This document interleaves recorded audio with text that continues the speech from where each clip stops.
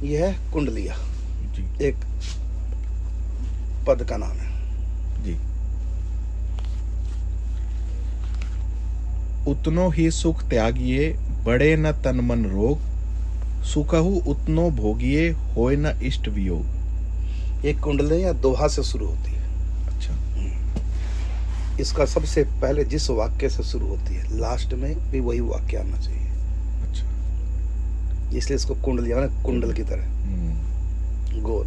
जी। वहीं से शुरू, जहाँ से शुरू होती है जहाँ वहीं से लास्ट, शुरू वहीं से खत्म। वहीं लास्ट हो जाता है, इसलिए इसको, इस पद को, सवैया को कुंडलिया कहते हैं। अब इसमें पहले दो ही से शुरू होता है। क्या लिखा है पहले? पहले जी, उतनो ही सुख त्यागिए, मैंने सुख को उतना ही त्यागो। आगे, बड़े न तन मन रोग। तन और मन का रोग ना बढ़ जाए ज्यादा त्याग से। जैसे तुमने कहा कि आप गर्मी में रहते हैं, जी है ना, जी। कितनी तकलीफ होती है, तो मैंने उत्तर क्या दिया कि जब तक सहन करूंगा तब तक करूंगा, करो जी। जब सहन नहीं होगा तो कोई व्यवस्था देखूंगा, है ना। बिल्कुल। मतलब अधिक त्याग करेंगे तो तन का रोग बढ़ सकता है, ठीक। और मन का भी रोग बढ़ सकता है। ज्यादा त्याग से मानसिक रोग भी बढ़ सकता है और तन का रोग भी बढ़ सकता है। इसलिए ज्यादा त्याग करना नहीं चाहिए। समय पे खाओ, समय पे सो। गीता में भी कहा ना, युक्त आहार विहार से, अपना आहार विहार सब कुछ, सोना जगना सब युक्त होना चाहिए। तो इसलिए कहा कि क्या, उतनो ही सुख त्यागिए, उतनो ही सुख त्यागिए, बड़े न तन मन रोग। बढ़े न तन मन रोग। माने कुछ कुछ सुख लेते रहो। जैसे अधिक गर्मी हो, लू चल रही है, थोड़ा ठंडी हवाएं ले लो, पंखा कूलर चला लो जी। लेकिन 24 घंटे एसी में पड़े रहे, वो भी गड़बड़ है। सुख तो त्यागो, लेकिन उतना ही त्यागो, बढ़े ना मानस रोग। ऐसे मानसिक क्लेश ही बढ़ जाते हैं। अगला, सुखहु उतनो भोगिए, होय न इष्ट वियोग। और सुख भी, ये नहीं कि ज्यादा भोगे, सुख भी उतना भोगो, कम, क्योंकि ज्यादा भोगेंगे तो भगवान से दूरी बन जाएगी। सुख हो उतना भोगिए, होय न इष्ट वियोग। होय न इष्ट वियोग, भगवान से दूर न हो जाए। मतलब सुखों को त्यागो लेकिन लिमिट में, पूरा नहीं, और सुखों को भोगो वो भी लिमिट में, अधिक नहीं। ये इसका अर्थ। आगे, होय न इष्ट वियोग। देखो जहां से बंद हुआ वहीं से अगली पंक्ति शुरू हो गई। कहाँ से हुआ, रुका है? होय न इष्ट वियोग। होय न इष्ट वियोग, यहाँ से बंद हुआ, अगला शुरू यहीं से। होय न इष्ट वियोग, सदा मध्यम पथ चलिए। होय न इष्ट वियोग, सदा मध्यम पथ चलिए। मध्यम का मतलब बीच का, बीच वाला रास्ता। ज्यादा सुख ना भोगो और ज्यादा दुख भी मत उठाओ।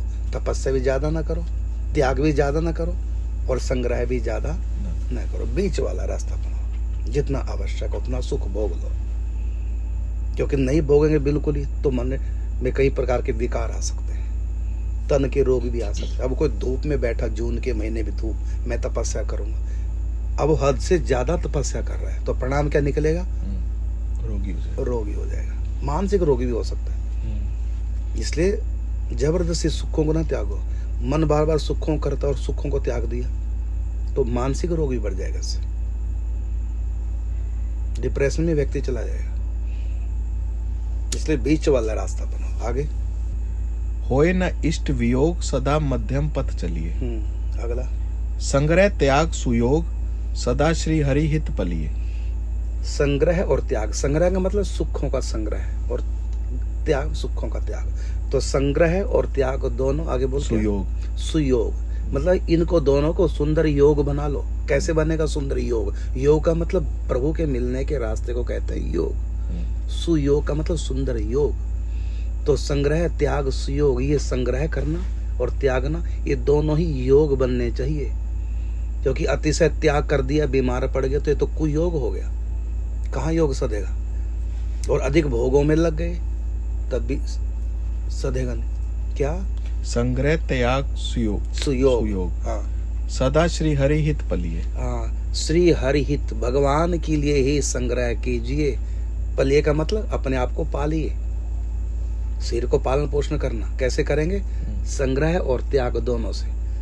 ज्यादा संग्रह करेंगे भोग वृत्ति जगेगी, और ज्यादा त्याग करेंगे तो मन डिप्रेशन में जा सकता है। तो संग्रह त्याग सुयोग सदा हरि हित पलिए।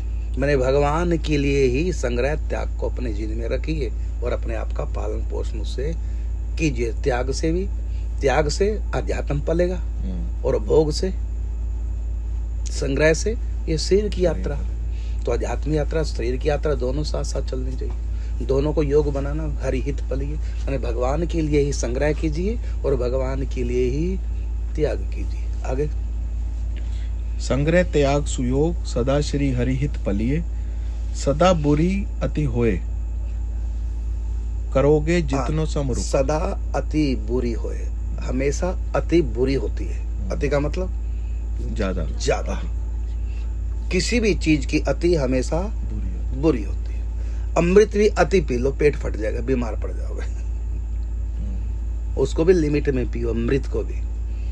अब पीते जाओ गिलास, 2 गिलास, 4 गिलास, 10 गिलास पी लो, मर नहीं जाओगे, चाहे अमृत क्यों ना हो। तो अति किसी चीज की बुरी, त्याग की भी अति बुरी है, क्योंकि यहाँ बात है केवल त्याग और सुख भोग की, दोनों की बात चल रही है। तो ज्यादा भोग भी अति भी बुरी है। त्याग की अति किसी की भी हो बुरी, बताइए क्या है? सदा बुरी अति होए। सदा ही बुरी होती है अति। करोगे जितनो समरुख। करोगे जितनो समरुख। मतलब जितना भी तुम करोगे समान रुख का मतलब ध्यान देना, मेरी तरफ रुख करना, कहते हैं ना रुख। तो करोगे जितनो समरुख मतलब जितना तुम दोनों की तरफ समान ध्यान दोगे, भोग और त्याग दोनों के बीच का रास्ता, दोनों में समता रखो।